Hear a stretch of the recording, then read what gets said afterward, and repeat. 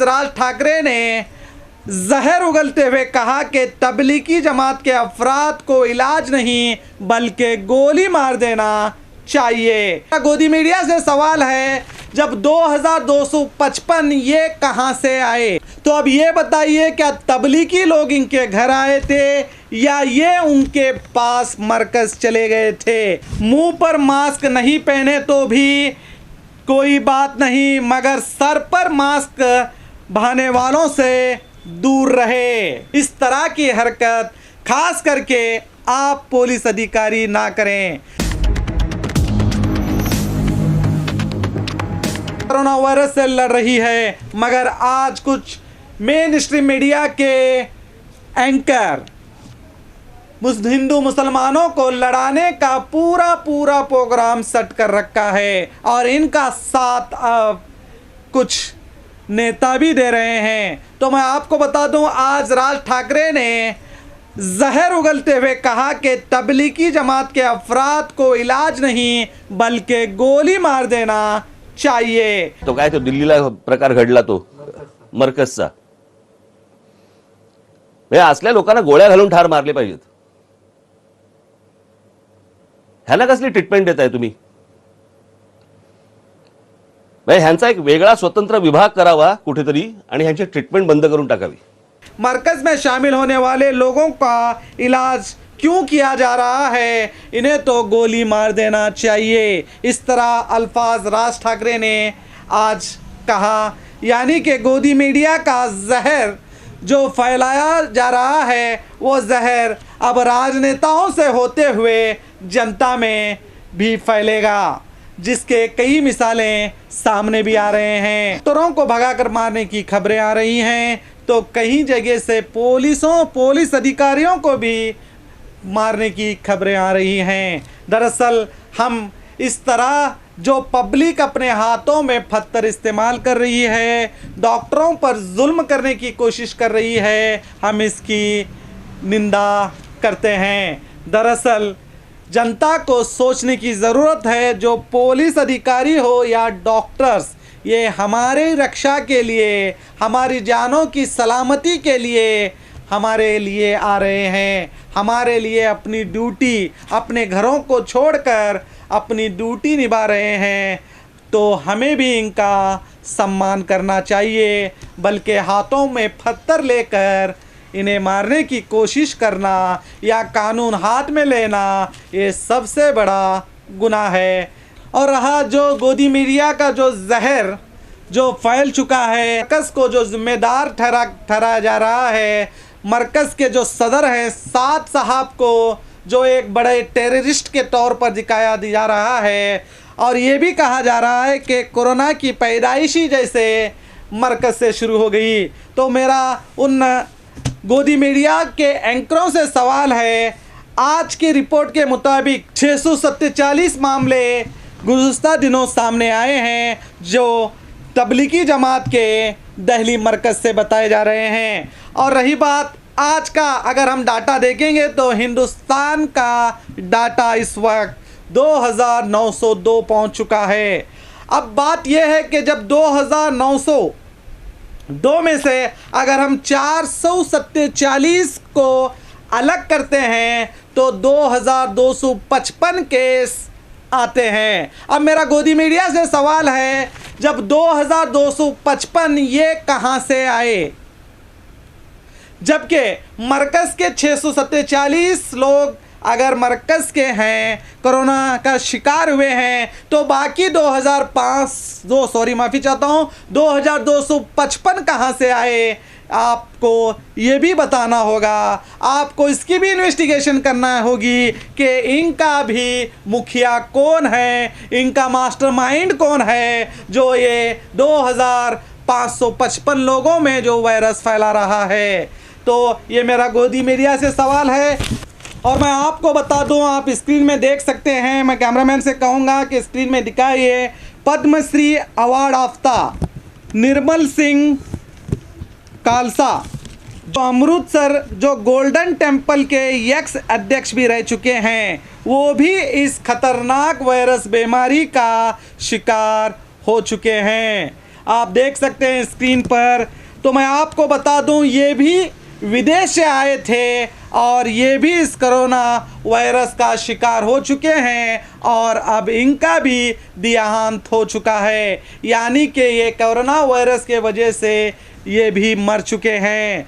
तो अब ये बताइए, क्या तबलीगी लोग इनके घर आए थे या ये उनके पास मरकज चले गए थे?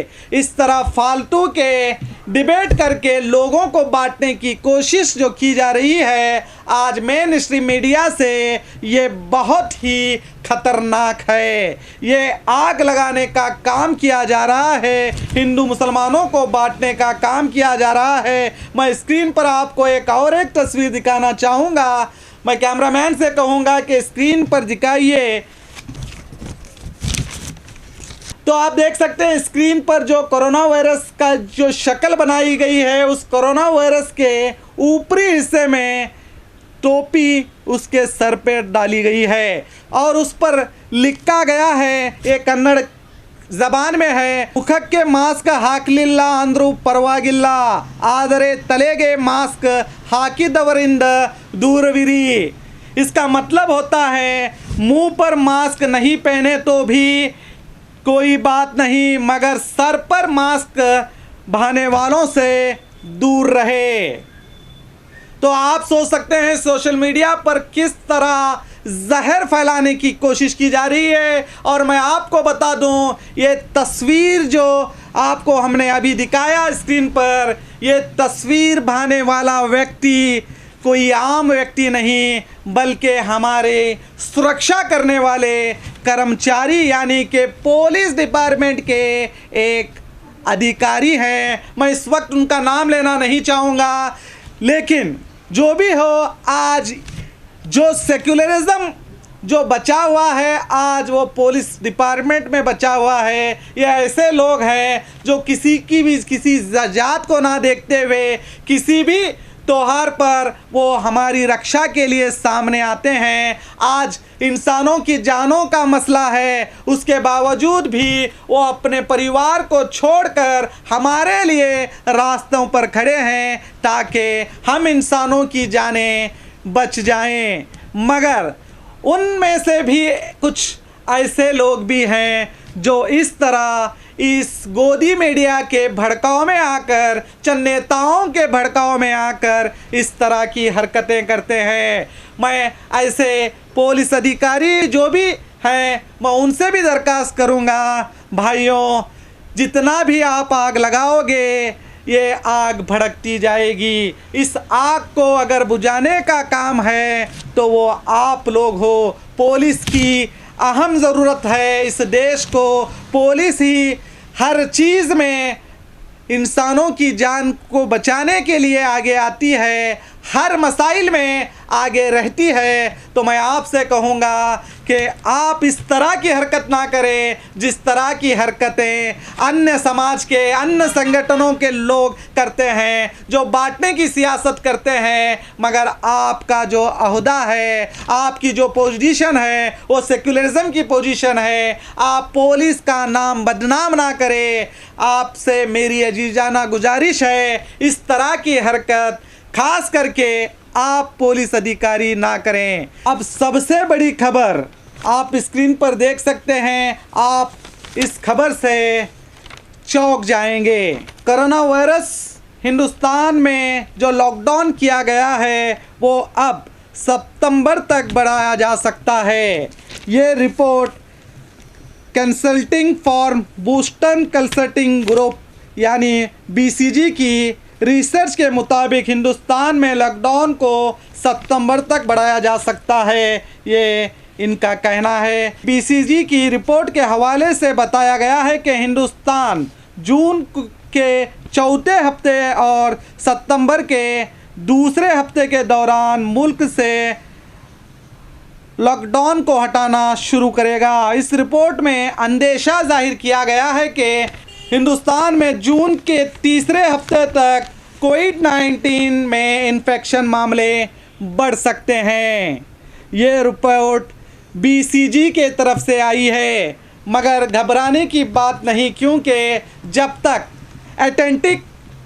सरकार के द्वारा ऐलान नहीं किया जाता, हमें इस रिपोर्ट को मानने की ज़रूरत नहीं है। ये इनके रिपोर्ट का अंदेशा जाहिर किया है इन्होंने कि ये मामला सितंबर तक जा सकता है और जून में बहुत से कोरोना वायरस के शिकार हद से ज़्यादा होने की इन्होंने बात भी की है। तो आइए इस वक्त का डाटा, इस वक्त 11,36,418 लोग पूरी दुनिया में इस खतरनाक वायरस का शिकार हो चुके हैं और अब तक 60,114 लोग अपनी जान गंवा चुके हैं और 2,21,471 लोग रिकवर हो चुके हैं।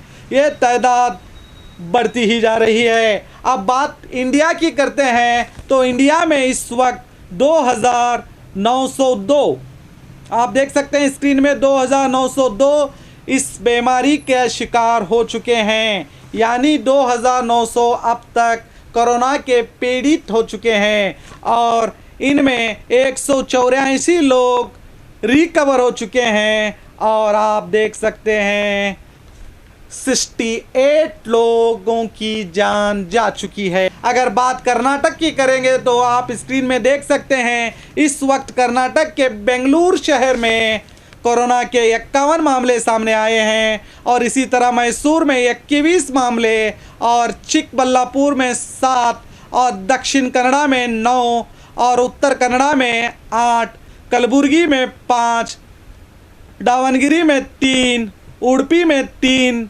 बल्लारी में 5, तुमकुर में 1, कोडगु में 1, धारवाड़ में 1, बीदर में 10, बागलकोट में 1 और बेलगाम में 3।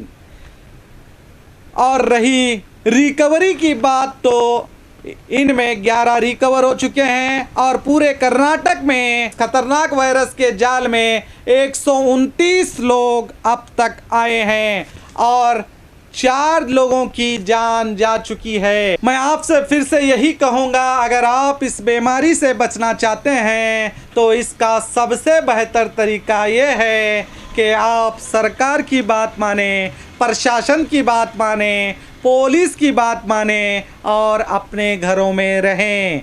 ये सबसे बड़ा आपकी सेहत के लिए फ़ायदा है। फिर से कहूँगा, अपना ख्याल रखिए, अपनों का ख्याल रखिए और उनका भी ख्याल रखिए जिनका कोई ख्याल नहीं रखता। अगर आपको ये हमारा शो अच्छा लगता है तो इसे लाइक करें, सब्सक्राइब करें और नीचे कमेंट में अपनी राय लिखना ना भूलिए। तो देखते रहिए आपका अपना बी न्यूज़ नेशन।